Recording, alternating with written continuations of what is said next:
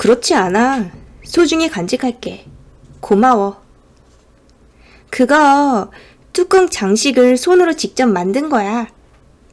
지긴이 하나하나. 어라? 왜 이럴까? 야요이의 눈은 초점이 맞지 않았다.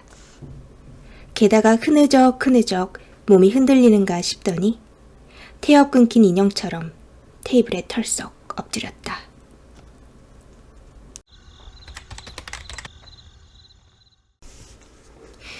뿅, 어서오세요. 오늘은 제가 그대 눈동자의 건배라는 현대문학에서 나온 히가시노 게이고 소설집을 가지고 왔는데요. 옛날에도 이거 한번 읽어드릴까 하다가 기회를 놓쳐서 못 읽었던 적이 있어요. 그런데 지금 이거는 뭐냐면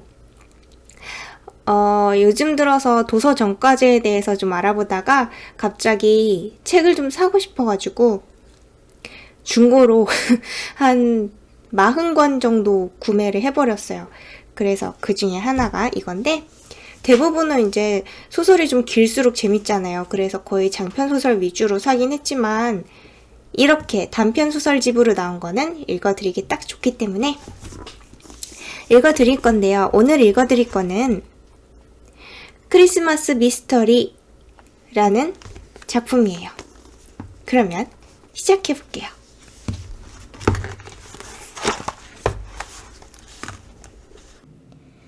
크로스는 주위를 둘러보며 남의 눈이 없는 것을 확인한 뒤에 대문으로 다가갔다. 지금까지도 조심해왔지만 오늘은 특히 더 세심한 주의가 필요하다. 그래서 일부러 여태까지 입어본 적이 없는 스타일의 코트를 헌옷 가게에서 구입했고 완전히 해가 떨어졌는데도 선글라스를 쓰고 있는 것이다. 만에 하나 누군가의 눈에 띈다고 해도 그 목격 증언을 통해 신원이 밝혀지는 일이 있어서는 안 된다. 가죽 장갑을 낀 손으로 인터폰 버튼을 눌렀다. 잠시 시간이 흐른 뒤에 네 라고 여자 목소리가 대답했다. 나야. 크로스는 마이크를 향해 말했다. 메리 크리스마스. 야요이가 푸릇하고 웃는 기척이 스피커를 통해 전해져 왔다. 들어와. 크로스는 소리나지 않게 조심조심 문을 열고 잽싸게 몸을 부지 안으로 밀어넣었다. 사소한 소음이라도 가능하면 근처에 사는 사람들의 귀에 들어가게 하고 싶지 않았다. 이 시간에 이 저택에는 아무도 찾아오지 않았던 것으로 해야만 하는 것이다. 발소리를 죽여 현관으로 다가가 미리 받아놓은 여벌 열쇠로 문을 열고 집 안으로 들어갔다. 선글라스를 벗어 호주머니에 넣고 문을 닫은 뒤에 자물쇠를 잠그는데 계단을 내려오는 발소리가 들려왔다. 크로스는 뒤를 돌아보았다. 진홍빛 드레스를 차려입은 야요이가 입술에 미소를 띠며 현관 홀에 나타났다. 어서와. 일찍 왔네. 우리 둘만의 시간을 좀 더 오래 갖고 싶어서.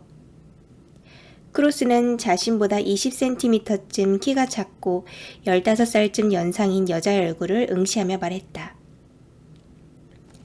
잘못했나? 천만에. 나도 반가워. 들어와. 그렇게 말하며 그녀는 크로스의 손에 시선을 던지고는 미간을 좁혔다. 웬일이야, 장갑이라니. 오늘 밤 그렇게 추웠어? 아니, 겨울철엔 유난히 정전기가 심하게 일어나서. 크로스는 장갑을 벗어 코트 주머니에 넣었다. 그 코트도 처음 보는 거네? 친구가 주더라고. 나한테 안 어울리나? 아니, 그렇지 않아. 당신은 뭐든 잘 어울려. 근데 그건 뭐야? 그녀의 시선이 크로스가 들고 있는 종이 가방으로 향했다. 이건 나중에. 깜짝 선물이야. 크로스는 웃음을 건넸다. 그래? 그럼 더 이상 묻지 말아야겠네. 야요이의 안내를 받아 크로스는 복도를 걸어갔다. 안쪽이 거실이다. 한가운데 큼직한 테이블이 있고 그것을 애워싸듯이 소파가 배치되었다. 느닷없이 눈에 띄어든 것은 출창 한가운데 꾸며놓은 크리스마스 트리였다. 높이는 1m 정도나 될까. 점점이 박힌 장식물이 반짝반짝 빛났다. 예쁘네. 저거 전부터 있었던 거야? 코트를 벗으면서 물었다. 새로 샀어. 오늘 밤을 위해. 오늘 밤을 위해? 일부러? 그렇지. 좀 더 가까이 가서 천천히 구경해. 야요이에게 등을 떠밀리듯이 크로스는 크리스마스 트리로 다가갔다. 창유리에 그의 얼굴이 비쳤다. 그 등 뒤에는 야요이의 얼굴이 있었다. 위에서 내려온 연한 조명 불빛이 얼굴의 주름을 한층 더 깊게 찍어내고 있었다. 창에서 시선을 돌려 크로스는 트리를 보았다. 작은 산타클로스가 나뭇가지에 매달려 있었다. 나이도 적지 않은 여자가 웬 소녀 취미인가 라는 속마음은 입 밖에 내지 않았다. 그의 손에 야요이의 손가락이 엉겨들었다. 그녀는 그대로 두 사람의 손을 트리 옆에 얹었다. 너무 좋다. 크리스마스 이브에 우리 둘이서만 이렇게 만날 수 있어서. 나도 그래. 그렇게 말하면서 크로스는 야요이의 손과 포개진 자신의 손을 보았다. 이 부분이 맞닿았었다는 걸 똑똑히 기억해 두어야 한다. 오늘 밤은 무슨 일이 있어도 이 집에 내 흔적을 남겨서는 안 되는 것이다. 손목시계를 보는 척하며 그녀의 손가락을 풀어냈다. 파티가 몇 시부터였지? 8시. 롯봉기에 와인바라고 했어. 당신은 몇 시에 집에서 출발할 예정이야? 나는 10분쯤 먼저 가볼 생각인데. 딱 맞게 가면 돼. 아직 시간은 넉넉해. 그럼 우선 둘이서 건배하자. 크로스는 종이 가방에서 병을 꺼냈다. 빨간색과 초록색 리본이 달려 있었다. 당신 마음에 들었으면 좋겠는데. 야요이의 얼굴이 문득 환해졌다. 주브레 샹베르팅이잖아? 정말 근사해. 당신도 이제 슬슬 내 취향을 알게 된 모양이네. 칭찬을 해주시니 영광입니다 라고 하면 되는 건가? 아, 잠깐. 지금 오프너하고 잔 가져올게. 그녀가 옆에 주방으로 사라지는 것을 지켜보고 크로스는 한 차례 심호흡을 했다. 아직까지는 순조롭다. 문제는 이제부터다. 실수는 허용되지 않는다. 야요이가 돌아와 2개의 와인잔이 얹힌 쟁반을 테이블에 내려놓았다. 소믈리에 나이프 쓸 줄 알아? 물론이지. 크로스는 야요이에게서 소믈리에 나이프를 건네받아 와인마개를 뽑는 작업을 하면서 그녀의 움직임을 눈끝으로 쫓았다. 그녀는 다시 크리스마스 트리로 다가갔다. 이 트리 내가 어릴 때 갖고 있던 것과 아주 비슷해. 그렇구나. 그래서 가게에서 처음 본 순간 이건 꼭 사야겠다고 생각했어. 아, 그랬구나. 와인 마개가 뽑혔다. 크로스는 야요이 쪽을 보았다. 그녀는 아직 트리를 보고 있었다. 혹시나 해서 창문도 확인했다. 유리에 반사해 자신의 모습이 그녀에게 보였다가는 큰일이다. 자기, 그거 알아? 크리스마스 트리에 십자가를 장식하는 건 금기사항이라는데? 그래? 몰랐네. 유리창도 문제없음. 기회는 지금밖에 없다. 크로스는 결단을 내렸다. 상의 안쪽 코주머니에 손을 넣어 작은 비닐봉지를 꺼냈다. 그 안의 하얀 분말을 한쪽 와인잔에 넣고 재빨리 와인을 따랐다. 혹시 유백색이 되는 건 아닌가 하고 일순 불안한 마음이 들었지만 약은 금세 녹아버리고 선명한 붉은빛 액체로 잔이 채워졌다. 비닐봉지를 다시 주머니에 넣고 또 한쪽의 잔에도 와인을 따랐다. 자, 건배하자. 야요이의 등을 향해 말을 건넸다. 야요이가 돌아보았다. 빙긋 웃으며 크로스에게로 다가왔다. 그녀는 옆자리에 앉아 하얀 분말이 섞인 잔을 손에 들었다. 또 한쪽 잔은 이미 그가 손에 들고 있었기 때문이다. 그러면 정식으로 메리 크리스마스! 크로스는 잔을 내밀었다. 메리 크리스마스라고 말하고 야요이는 잔을 마주쳤다. 두 사람은 거의 동시에 와인을 입에 가져갔다. 와우, 정말 맛있어. 역시 샹베르탱은 와인의 왕이야. 좋아해줘서 흐뭇하네. 그럼 나도 보답을 해야겠지? 그렇게 말하며 야요이는 자신의 등 뒤로 손을 돌려 네모난 상자를 꺼내들었다. 분홍색 리본으로 묶여 있었다. 이걸 나한테? 크로스는 자신의 가슴을 툭 치며 물었다. 응, 열어봐. 뭐지? 선물 포장을 풀면서 크로스는 야요이의 상태를 살펴보았다. 그녀는 전혀 의심하는 기색 없이 유리잔의 와인을 마시고 있었다. 상자 안에 든 것은 금빛 회중식이었다. 동일한 색깔의 체인이 달려 있었다. 굉장하다. 이런 멋진 걸 내가 받아도 돼? 마음에 들었어? 회중시계 같은 건 이제 쓸 일이 없나 하는 생각도 들었는데. 그렇지 않아. 소중히 간직할게. 고마워. 그거 뚜껑 장식을 손으로 직접 만든 거야. 지긴이 하나하나. 어라? 왜 이럴까? 야요이의 눈은 초점이 맞지 않았다. 게다가 흐느적 몸이 흔들리는가 싶더니 태엽 끊긴 인형처럼 테이블에 털썩 엎드렸다. 야요이씨! 야요이씨! 크로스는 그녀의 몸을 흔들었다. 하지만 전혀 반응이 없었다.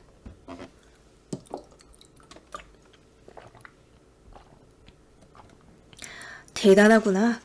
듣던 대로 효과가 강력해. 크로스는 침을 꿀꺽 삼켰다. 얼핏 보기에 아직 숨은 쉬는 것 같았다.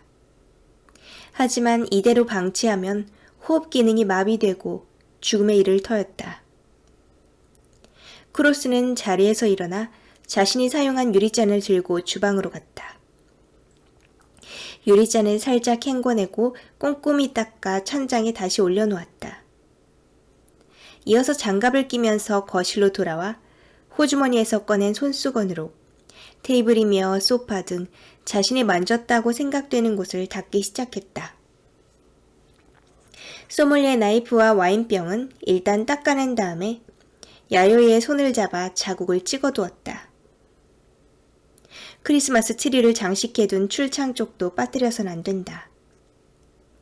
살펴보니 또렷하게 지문이 찍혀 있었다. 그것도 완벽하게 닦아냈다. 와인병을 담아온 종이 가방과 코트를 회수한 뒤 회중시계에 시선을 던졌다. 이런 게 여기에 남아있는 건 재미없다. 누군가가 함께 있었던 게 된다. 딱히 갖고 싶은 물건도 아니었지만 회중시계와 상자 그리고 포장지와 리본까지 종이 가방에 쑤셔 넣었다. 방을 나서기 전에 다시 한번 실내를 둘러보았다. 뭔가 못 보고 놓친 건 없을까? 다시금 크리스마스 트리 쪽으로 눈이 갔다. 야요이의 말이 갑작스럽게 귀에 되살아났다. 십자가를 장식하는 건 금기라고? 어째서일까 라고 생각하면서 방을 뒤로 했다.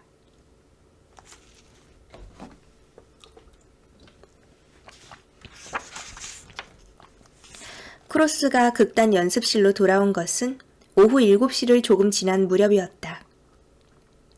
하지만 입구를 통한 게 아니라 뒤쪽 담을 넘어 부지 안으로 들어갔다. 건물 창문에서는 아직 불빛이 새어나오고 있었다. 연극 무대 장치와 소도구의 수리 같은 작업을 하는 자들일 것이다. 크로스는 자세를 한껏 낮추고 건물과 담장 사이의 틈새를 이동해 목적지인 창문 밑까지 더듬어갔다. 창문 꼬리는 미리 풀어놓았다. 소리가 나지 않게 조심조심 창문을 열고 안으로 들어갔다. 4평 반 남짓한 연습실로 그가 연습 각본을 짜거나 대사를 외울 때 사용하는 곳이다. 문 밖에 연습 중이라는 팻말을 걸어두면 아무도 노크하거나 말을 건네지 않는다. 그는 극단의 간판 배우였다. 연출가조차도 한 수 높게 쳐주고 있었다. 그의 인기 덕분에 이 가난한 극단은 그나마 유지가 되는 셈이다. 그의 말을 거스를 자 따위는 없었다. 상의를 벗고 의자에 앉았다. 조금 전에 코트는 쓰레기 봉지에 넣어 이곳에 오는 도중에 내버렸다. 하지만 역시나 회중식에는 버리지 못한 채 그대로 들고 와버렸다. 이걸 어떻게 처리할지 생각해야 한다. 책상 위에서는 노트북이 스피커를 통해 소리를 발하고 있었다. 드디어 완성되었는가? 바로 이것이라네, 머시. 마왕관 살인사건의 전체 기록이야. 생각해보게나. 저 지적인 흥분과 긴장감이 가득했던 나날을.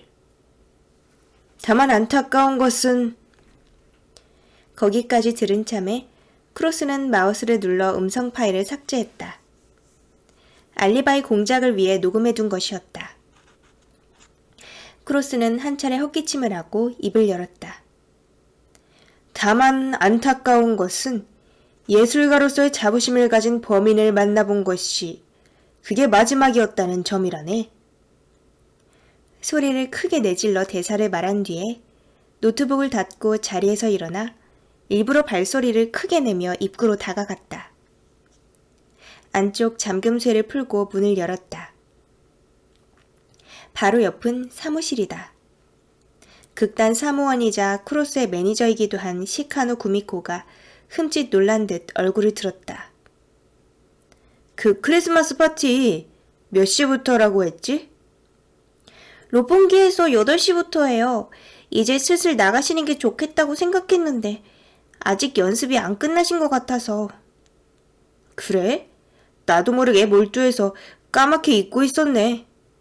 자, 그러면 서둘러야겠군. 크로스는 상의를 걸치고 사무실 옷걸이에 걸려있던 자신의 코트를 손에 들었다. 시카노 구미코는 운전기사이기도 하다. 그녀가 운전하는 아우디 차를 타고 크로스는 파티 장소를 향했다. 내가 연습실에 얼마나 있었지? 2시간쯤이에요. 연습실에 들어가신 게 5시였으니까요. 그렇게나 오래 있었어? 연습을 하다 보면 시간이 너무 빨리 간다니까. 상당히 집중해서 연습하시는 것 같던데요. 대사 치는 소리가 들렸습니다. 이번 각본 아무래도 입에 착 감기는 맛이 없어. 그래서 내 나름대로 손을 보려는 거야. 고생이 많으시네요. 시카노 구미코와의 대화를 마치고 크로스는 득이의 미소를 지었다.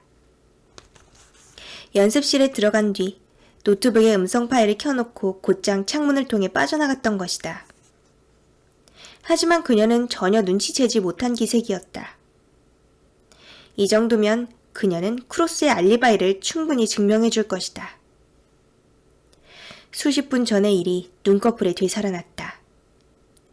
자신이 한 일을 되돌아보았다. 괜찮다. 실수는 없었을 터다.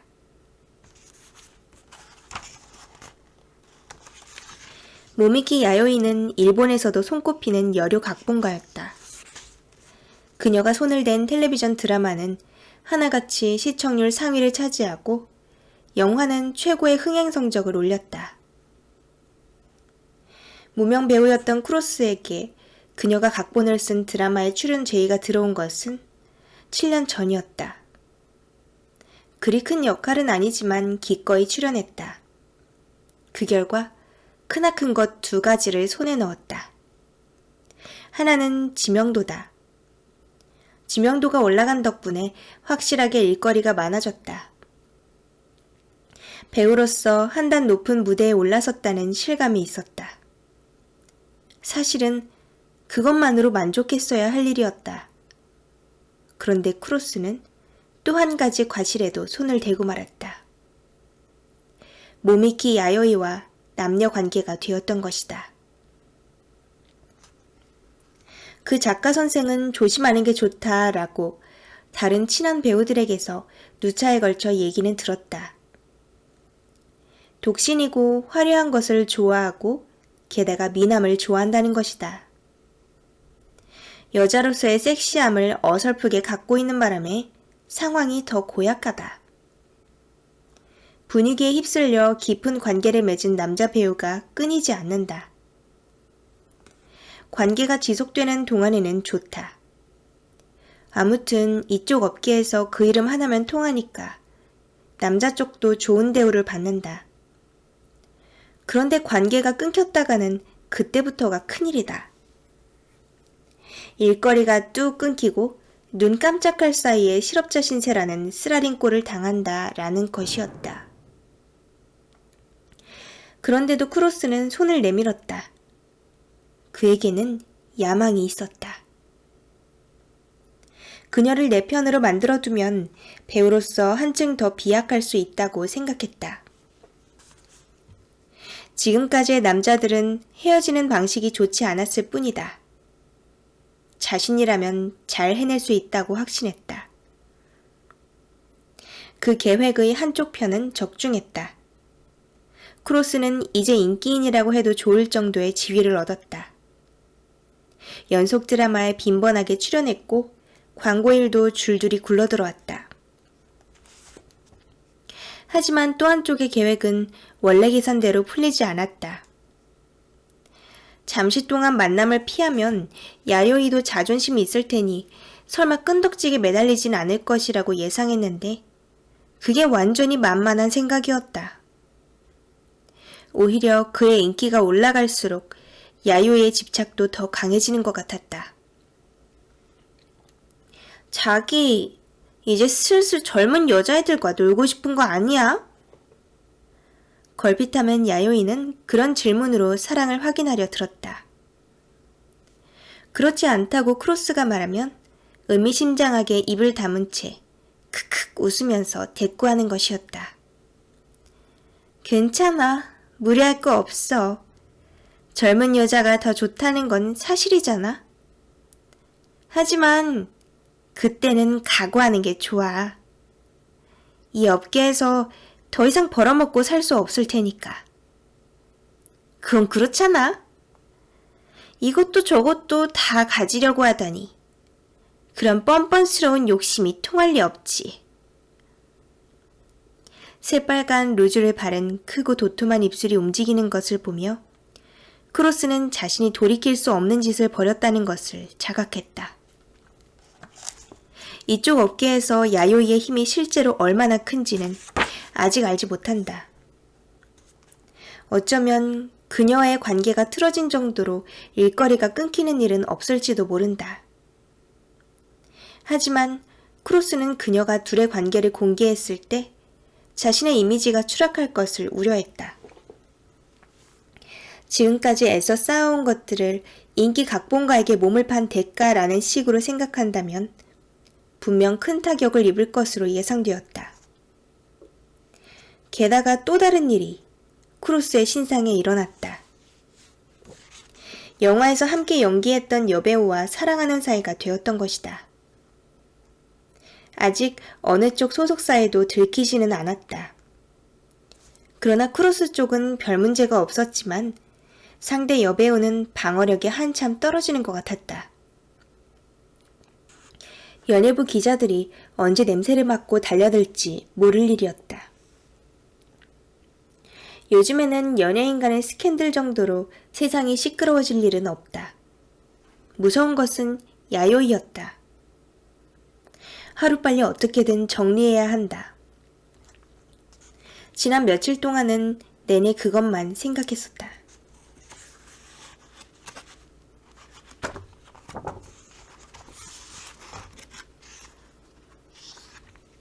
파티 장소는 빌딩 지하에 자리한 와인바였다. 텔레비전 드라마 한 편의 녹화가 끝나서 그 뒤풀이를 겸해 크리스마스 파티를 열기로 한 것이었다. 크로스도 그 드라마의 준주연급으로 출연했다.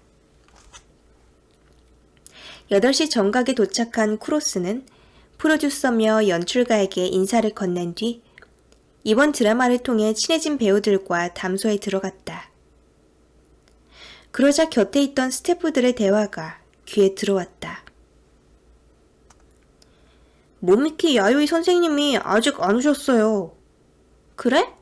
휴대전화로 연락해보는 게 어때? 전화했는데 안 받으세요. 호출음은 계속 울리는데. 이상하네. 오늘 파티에 대해선 말씀드렸지? 그야 물론이죠. 전화로도 말씀드렸고 혹시나 해서 메시지도 보냈어요. 그럼 별 수 없네. 좀 더 기다려보자. 선생님이 도착하지 않았는데 시작할 수도 없잖아. 크로스는 음료를 손에 들고 그 자리를 떴다. 입에서 웃음이 비어져 나오려는 것을 지그시 참았다. 몇 달 전의 일이다. 야요이가 작은 병을 보여주었다. 안에는 하얀 분말이 들어있었다. 만드라고라의 독이라고 그녀는 말했다. 만드라고라라는 건 식물이야.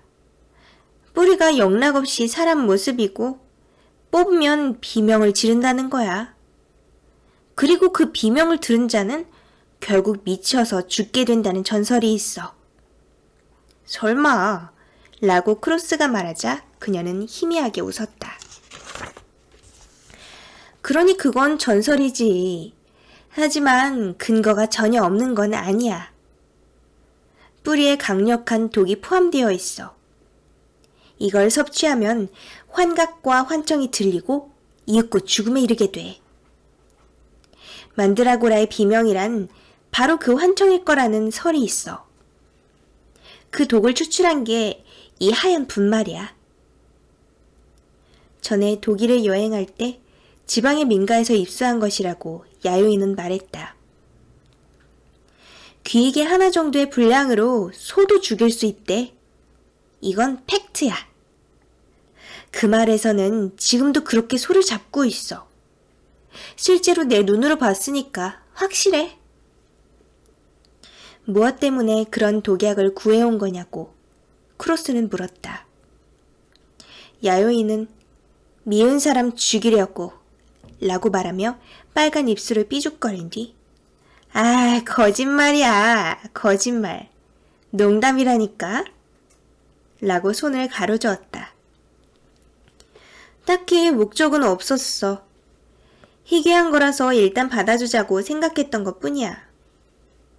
하지만 자살할 땐 딱 좋겠다 싶기도 해. 잠드는 것처럼 죽을 수 있을 테니까. 행여 그런 생각은 하지 말라고 크로스가 말하자 고마워. 그렇게 말해주니까 정말 기쁘다. 라고 그녀는 실눈이 되어 웃었던 것이다. 그 약병은 야요이의 침실 선반에 보관되어 있었다. 어떻게든 그녀의 관계를 끊어야 한다고 생각했을 때 크로스의 머릿속에 가장 먼저 떠오른 것이 바로 그 독약이었다. 지난주에 야요이가 취재 여행차 집을 비웠을 때 몰래 들어가 병에 든 후 분말을 훔쳐왔다. 문제는 언제 어떻게 그 독약을 먹이느냐는 것이었다. 그런데 그녀 쪽에서 먼저 제안이 들어왔다. 크리스마스 파티에 가기 전에 둘이서만 잠깐 만날 수 있겠느냐라는 것이었다. 파티 끝나고 당신은 어차피 2차, 3차까지 가야 되잖아? 모처럼 크리스마스 이브인데 둘만의 시간을 가질 수 없다니 너무 아쉬워.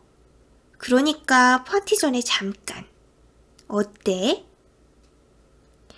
나쁘지 않다라고 크로스는 생각했다. 둘 사이의 관계는 세상에 알려져 있지 않다. 파티 전에 만났을 거라고는 아무도 생각하지 못할 것이다. 찬성이라고 크로스는 야요이에게 대답했던 것이다. 모든 게 순조롭게 진행되었다. 이제 야요이가 나타나지 않는 것을 수상하게 여긴 누군가가 그녀의 집에 찾아가 사체를 발견해주기만 하면 된다. 유서는 없고 동기도 명확하지 않은 것으로 나오겠지만 그게 오히려 더 신비로운 느낌을 줄 것이다. 크리스마스 이브의 수수께끼 같은 죽음. 분명 그녀도 저 세상에서 만족스럽게 생각할 것이다. 미지왈이 술잔을 비우고 크로스가 두 잔째에 손을 내밀려던 때였다. 오셨네? 라는 소리가 들려왔다. 그와 동시에 파티장 분위기가 팽팽한 것으로 바뀌었다. 크로스는 입구로 시선을 던졌다. 그리고 다음 순간 비명을 내지를 뻔했다. 빨간 드레스를 차려입고 모미키 야요이가 미소를 지으며 들어오고 있었다. 자, 오늘은 여기까지 극적으로 한번 끊어서 가볼게요. 그러면 잉리밍 반 여러분, 다음 시간에 만나요. 안녕! 스슥!